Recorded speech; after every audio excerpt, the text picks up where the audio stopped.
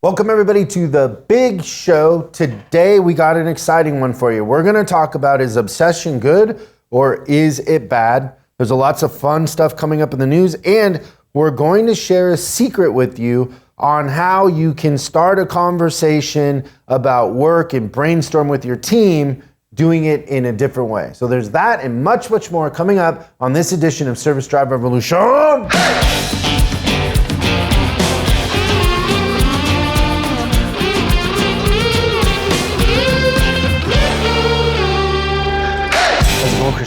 Great. Better than ever. It's not raining anymore. I was thinking about something. You know how I always say, like, people that say it's just business, like you can't be friends in business. Oh, it's the worst sign. Why? Because it means you're about to get screwed. Does that happen to you? Yeah, well, yes, definitely. Tell us names and situations. No, I'm all right. All buttoned up? Yeah. Is that you're hiding that like the childhood trauma? You won't come out with it? Yeah. You know what's interesting? I was going to tell you that is that like you're going to cover the pain now with a joke? Yeah, I'm super closed off emotionally. Like the only way to my heart is with a scalpel and a bone saw. I thought that was really good.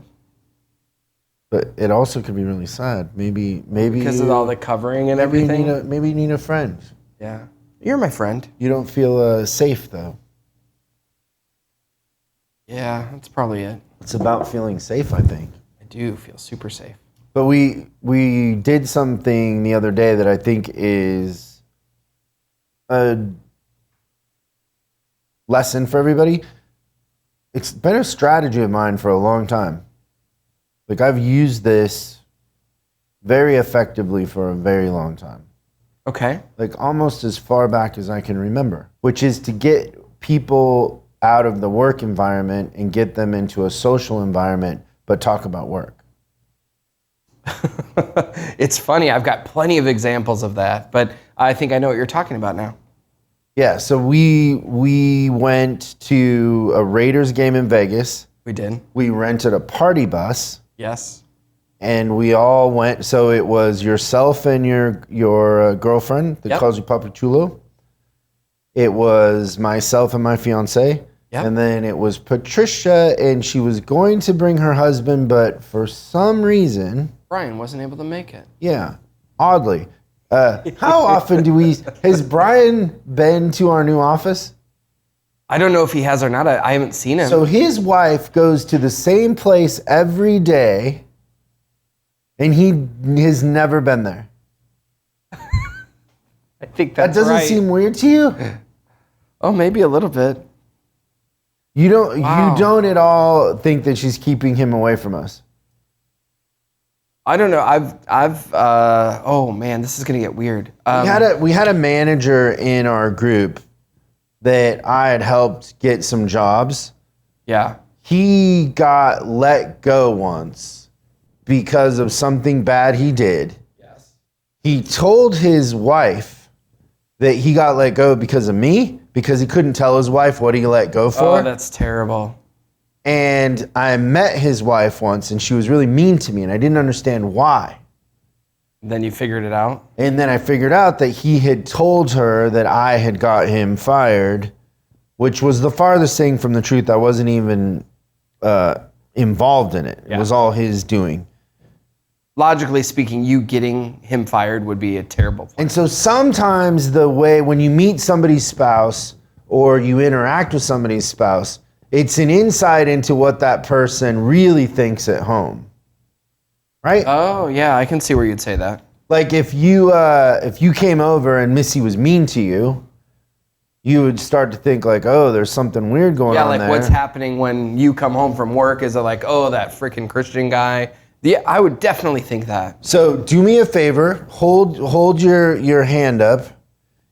Open how many times you've met Brian. So once, the very first. I've met him. I met him several times. Oh, so it's just me that doesn't ever get to meet him. Yeah, I was trying to say this is where I thought it was going to get weird. Like, so every maybe let's call it like 6 weeks or so, I go see Brian play in his Irish band. He's great. Oh, so it's just me. It could just be. Although I think you'd get a kick out of watching him play too. So I gotta go watch his Irish band in order to see him. I think we'd have a good time. Maybe. So we get in the party bus and we go to Vegas. We do. And what do we do? So, well, there's also, I had to come to the office before the party bus because I had to pick up a bunch of books, just to give you an idea what it was gonna be like. But we literally, from the time that we got picked up to the time that we got dropped off, we literally talked about work and maybe a little bit of music, but we worked the music into work at the same time. Do you remember that? Yeah. We had a big debate over the best Alice in Chains album. We did. Which I don't think either one of us have changed our point of view. No, I still think that Dirt's my favorite, but I appreciate the facelift stuff because it's way less drug related at the end of the day. But I think if the trip would have been 14 hours, we would have talked about work for 14 hours. It's just, to me, that's just fun. It's what I'm thinking about. But what is it do you think about those sort of things that make you think about work in a different way? Yeah, so when you're out of the environment, I think that it automatically, like, whatever, I'm probably saying this wrong and you'll correct me, but like there's a pattern interrupt that goes on in your subconscious because you're talking about work in a different environment, which then makes you maybe look at stuff from a different perspective and you come up with more new ideas. Like there's a couple of good ideas that we came up with on that trip too. Did you invite yourself to go see Brian play or were you invited to go see him play? I was invited.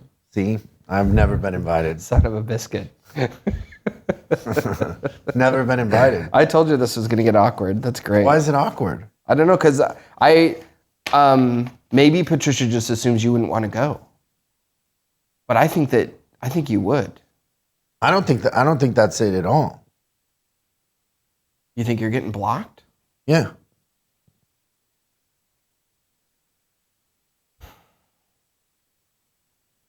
We should test that theory. I've asked. I've brought it up. This isn't something I'm hiding.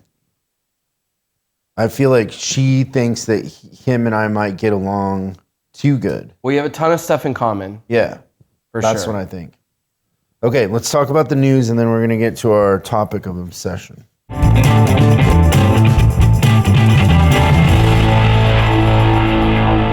The first one, I think this is really smart. Shell, the oil company, is they're going to acquire the EV charging firm Volta, which I've seen these out and about, but $169 million investment into EV infrastructure for an oil company I think is really, really good. $169 million bucks. And it's an all-cash deal, so they're writing a big check. They'll rebrand it Shell. Yeah, maybe. I'm looking to see. That's still, Tesla has, I think, the biggest start, but that's still a very ripe thing to take over is the infrastructure for electric charging. My apartment complex just got outfitted. How many dealerships put one in and they need like 10? Yeah, so it's funny. I remember having this discussion with some of my dealers a couple of years ago. Like the requirements were always 1, and my best stores were like, no, I want 8. Like it was really smart foresight wise, especially when you talk about certain companies that are going all electric, like Volvo or GM making a huge commitment to it. So having a lot of chargers is not a bad thing. But I thought it was a good idea for Shell to hop into that thing, and they're obviously not cash poor if they write a check for $169 million bucks. So regardless what anybody says, the oil business is good. This is not car related, but I think that there's probably indicators in here that Chris will talk about. Microsoft laying off some employees. How many do you think? Well, 10,000? Yeah. So 10,000 layoffs. And then the funny thing is I've got... What about everybody else? Yeah, so I did a little research because I thought I'd give it context, but 10% represents 5% of Microsoft. Then I'm just going to kind of go through Amazon also. You know how many they did? 18,000? 18,000, good job. Facebook and Meta, 11,000. Google, 11,000. So the Google one really surprises me. I thought they were pretty lean to start with. It's really hard to get a job at Google. Yeah. And so the one thing that Google has going for them is this kind of we're invincible against the world sort of thing. When you lay off that many people, it's going to affect your culture because people aren't going to believe in the culty kind of feel of it anymore. You're breaking that trust. And then Kind of like when you don't get invited to a bagpipe convention or whatever it is. right. Best joke of the day, by the way. That was pretty good. So I think the big thing is too, is even if you're one of the survivors that doesn't get laid off, then you're always looking behind your back too. That's a really rough thing. But listen to this stat. A recent report from outplacement firm Challenger Gray and Christmas found tech layoffs were up 649% in 2022. So the reason that I brought this one in is, what do you think this means for us in the automotive industry? I think it definitely is a narrative we could be selling to the younger kids. Yeah. Coming out of school, that maybe going into these tech jobs isn't as secure as working on vehicles or those kind of jobs that are actually easier to train for in the long run too. Yeah. So I think we should be using it as a narrative of security. A lot of people, when they get laid off like that, they switch industries. For sure. So maybe that's the thing too, is that could our industry adopt some of these people that were in tech? I saw, maybe I showed it to you, but there was a girl that started a YouTube channel and it grew really fast, and her whole thing was getting laid off at Microsoft. And so she talked about how she thought she was in a section because they were actually producing revenue, and she was safe. Yeah, and that the marketing department and all these other departments go first in layoffs, but they just completely shut down the division that she was in, basically, even though it was profitable. And so then she talked about how they handled it and her feelings after. They offer mental health counseling for 6 months after, I think. Oh, wow. Okay. And they also have an agency that tries to get you a job somewhere else, so they assist you in that. It's I've never heard of that before. Yeah, it's very very friendly. Yeah. That way. And it's just interesting. When you went to watch Brian play, yeah, how good was the drummer? They didn't have a drummer. Oh, so guess what I am? So you're a drummer. Now, if there was an instrument that I was going to play, it wouldn't be the piano. No, you'd play the drums. So I should also say that Brian, he plays a kick drum. Yeah, well, it's not a full drum. That's a cry for a drummer is what that is. Yeah, it could be. You know what's funny is, speaking of all this stuff, I was out to dinner with my girlfriend over the weekend, and there's this person there, and she's just drunk and belligerent, and I just keep staring at her, and she's like, do you know that lady? And I'm like, yeah, I know that lady.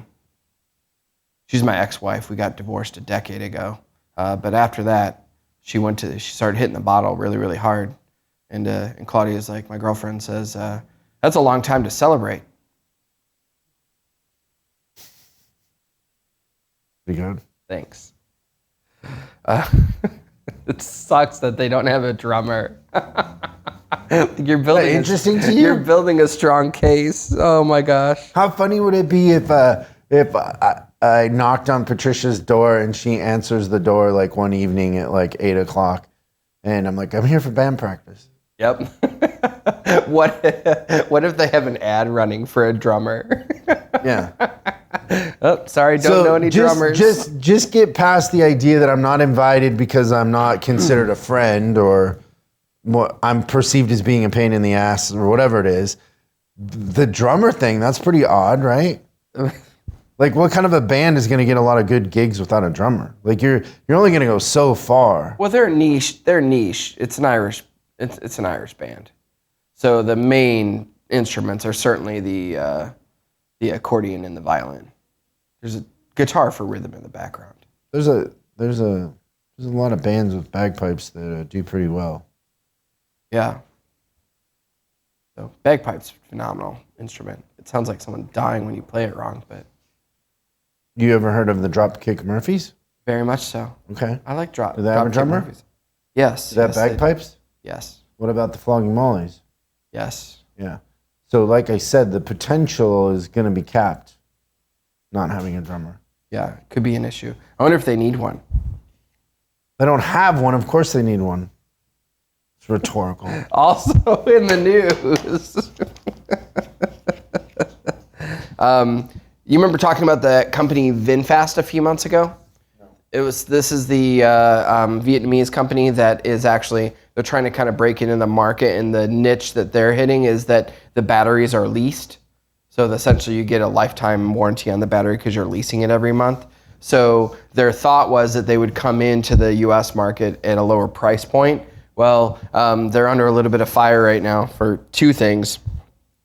The first is they said they were coming in at a lower price point. You know what their base price is on their lowest price vehicle? $56,700. So it's not a low price point at all. But here's the thing that really... But you're not buying the car for that, right? Aren't they leasing for like $300 a month or something? No, so you actually buy the car for $56,700. On top of that, you have your lease payment on your battery. Oh, that's not going to work. I don't think it's going to work either. But here's the really cool thing is that battery that you're leasing, the range, 179 miles. That's a joke. It's a joke. Let me ask you a question now, transitioning to the subject we're going to talk about. Have you ever thought about or given any sort of analysis to the fact that there is an average to everything? I'm certainly aware of it. I don't know how much time. There's an average distance people walk to work. Yeah. There's an average commute. Average income. There's an average yards per play in the NFL. That's right. Right? There's an average length of song that they play on the radio. 3 minutes. Probably not 3 minutes, probably more specific, like 2 minutes and 47 seconds. Something. But there's an average length of hair, right? Yeah, I bet you're right. There's an average length of your thumb. Or thumbs, not your thumb. And so everything is average, right? Now there's average income. Yeah, of course. There's average net worth. Average home price. And so what is it about average that's so dangerous?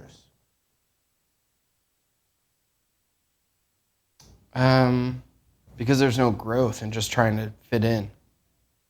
Fit in. That's the answer that I was looking for. So when average and fit in are coupled together, what does that mean? Stagnation? No, it means acceptance. Yeah. Okay. So if average means the majority of people fall in this little window, then the majority of people would be considered normal. Fair. And anybody outside of that would be considered abnormal. So average equals normal, equals comfortable, equals safe, equals acceptance. You follow me? Yes. And so, told this story before, but it is a good analogy here for this, is when I was a kid, I had my friends from high school. My friends from high school and I would go to Vegas sometimes a couple times a year. It was like a fun thing that we would do. Oh, yeah. I remember the story. I became a service advisor. All of a sudden, as a service advisor, I'm making 5 times what they're making. A lot Maybe more than what they're making. Yeah. I all of a sudden have disposable income. I have a new car. I am shopping at a better grocery store. Like, I'm doing things with that money, and it's giving me freedom. Historically, we would go to Vegas. We might all drive in the same car. We might pack food. We might have a cooler. We might all share a room, right? Now, all of a sudden, with my newfound income, I don't want to share a room. Maybe I want to invite a girl.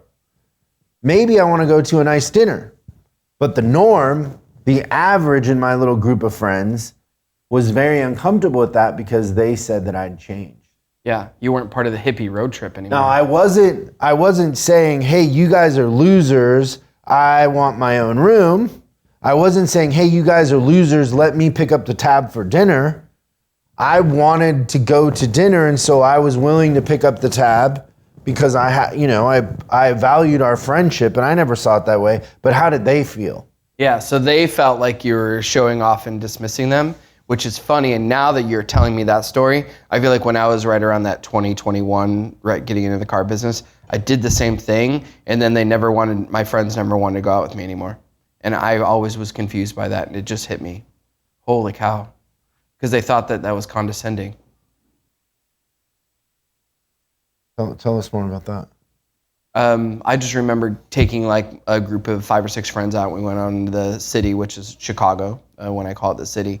And I wanted to go to a nice dinner, which my friends growing up were the Denny's variety, right? Like we went to Denny's, had coffee, and hung out and talked and didn't spend a ton of money. And then when I started making money as an advisor, I wanted to go out and have an experience in the city. So we stayed at the Palmer House in Chicago, where I paid for everybody's rooms. And I also wanted my own room. And then when we went to dinner, I paid for the dinner. And it was like the last time I remembered kind of doing an event like that with some of those friends. Yeah. And I never knew why. And when you offer to buy dinner, you're not doing it in a condescending way. You're actually excited to share that experience. And I expected nothing in return. But they take it another way. That's right. They take it as you're talking down. Yeah. Which is not, it's not the intention, but it is the unforeseen byproduct. Perception's reality. Of not being normal, right? And so now you have a choice, which a lot of people choose to be normal and lower their expectations of themselves, or very few people will break away and go find new friends, or be okay with the idea that you no longer are held in the same esteem as when you weren't challenging their worth, right? That's right. And so that's the problem with average. That's the problem with normal, what is considered normal or fitting in. And we all want to be accepted, so it's really hard not to be accepted or liked, especially by people that we have feelings for, we've had experiences with.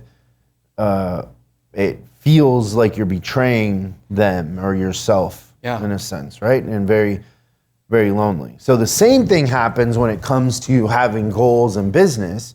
Is there are narratives out there, like one we were talking about is so you can't be friends with people you work with because it's just business. That's a narrative that isn't true, but it's commonly repeated. Yeah, someone wants that to be true. It's weird, because right? it's a symptom, right? It's treating a symptom. Like, hey, I didn't tell you this whole time that you weren't doing a good job, and now I'm gonna tell you you're gone, right? Yeah. Like the thing I always say, if like somebody's gonna let go here, is like, do they know that they're gonna get let go? Should never be a surprise. Should never be a That's surprise. Right. They should have every chance to change their behavior, and then it's up to them, right? But it's non-negotiable. So the same thing is like, I've been with people at dinner, and they will say, can we not talk business at dinner? Then it's quiet the rest of the time? Well, at first, like when that would happen to me when I was younger, I thought there was something wrong with me. And then I started having friends, and one time I told a friend that, somebody you know actually, and he said, oh, you shouldn't be going to dinner with those people. Oh, he's very right. Yeah, he's a smart dude. But I never made that connection until he kind of pointed that out. I always thought, well, I'm just different. I'm the exception, you know. And so most people don't want to talk about business at dinner. I'm imposing on them instead of even considering why am I at dinner with them. It just turns out you're in the wrong room. Yeah. And so I think the same thing applies to the topic that we want to share with you today is obsession. A lot of people think that obsession is a bad thing, that being obsessed with something is a bad thing. But like when we were talking about time management, people that are obsessed don't struggle with time management because they're obsessed. Everything else that doesn't matter is getting eliminated. That's right. And it's getting replaced with things that do matter, that are high leverage items. And so I I also find that getting obsessed on things is actually very fun because you learn so much about yourself. You dig into areas that you wouldn't dig into. It also gives you the courage to do things you wouldn't normally do, like reach out to people, right? Like there's people that we have hired to help us with stuff that we would have never met, or that are celebrities or very famous in their field that we would have never met if we wouldn't have needed that advice on that obsession that we're trying to figure out. Yeah. Right? And so it makes you perform outside of the boundaries that would be just social norms into boundaries that are more effective. It broadens that. Yeah, I love it. It's good. I have a list of a couple of things that obsession's really gotten a bad rap about this, and I don't know. Maybe it's bad, maybe it's warranted, maybe it's not.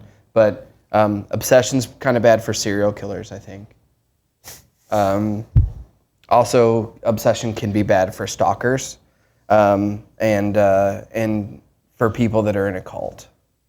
I think that obsession might be bad, but I don't know. Have these things gotten a bad rap for no reason?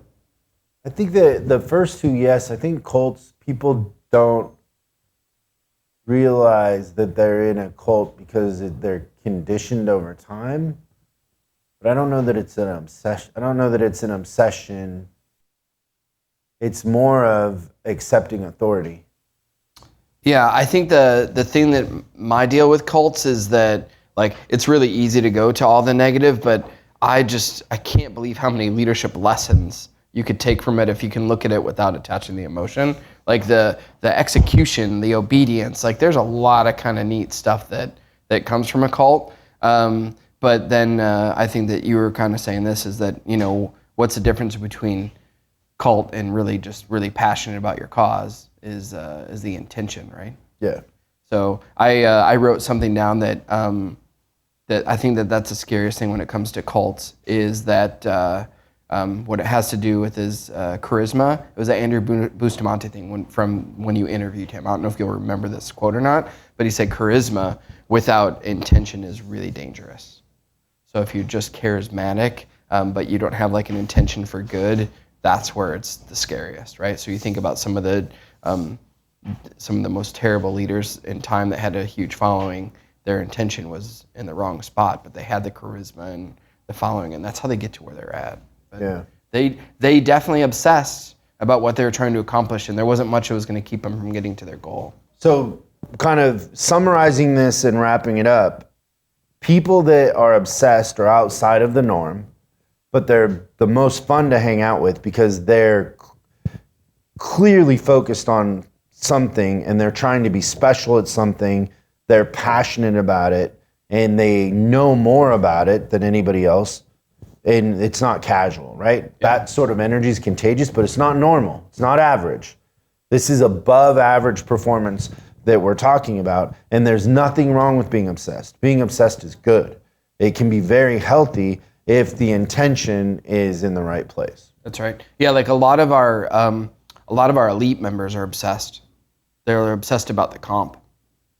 It's funny to hear them talking about it, but they're looking at ways to dissect that. I would say the comp and net. Oh yeah, the net to gross, like how high can you make it? When you said they were obsessed, I thought net. Yeah. Okay. You're right. The comp both too, but the net. It's good. Awesome. So get obsessed. Ask yourself, what is it I'm obsessed with, and how can I become more obsessed? It'll fix your time management. You'll hit bigger goals. You'll learn more about yourself. Everything. So thanks for tuning in. We'll see you next time on Service Drive Revolution. Thanks so much for watching this episode of Service Drive Revolution. We're uploading new stuff every day, so make sure you subscribe and click the bell icon so you don't miss out. If you have a question you'd like us to answer on the show, call 8333-ASK-SDR and we'll answer your question on the show. That's 8333-ASK-SDR. For special deals on our books and training, head over to offers.chriscollinsinc.com. Now that's offers.chriscollinsinc.com. I'm Chris Collins, and I'll see you in the next video.